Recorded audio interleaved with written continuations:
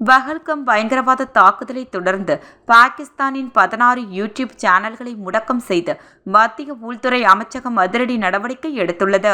காஷ்மீரின் பஹல்கம் பகுதியில் பயங்கரவாதிகள் நடத்திய தாக்குதல் 26 பேர் உயிரிழந்த நிலையில் பாகிஸ்தான் அரசின் எக்ஸ் சமூக வலைதள பக்கம் இந்தியாவில் முடக்கப்பட்டுள்ளது. இந்நிலையில் பாகிஸ்தானை சேர்ந்தவர்களால் நடத்தப்படும் 16 யூடியூப் சேனல்களும் முடக்கப்பட்டுள்ளது.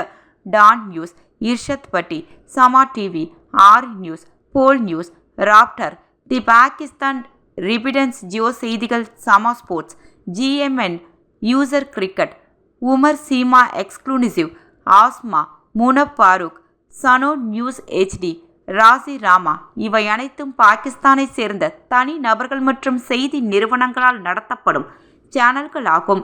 ஜம்மு காஷ்மீரில் நடந்த துயரமான பஹல்கம் பயங்கரவாத தாக்குதல் குறித்து ஆத்திரமூட்டும் வகையில் தவறான கருத்துக்களை வெளியிட்டதால் முடக்கம் செய்து மத்திய அரசு நடவடிக்கை எடுத்துள்ளது.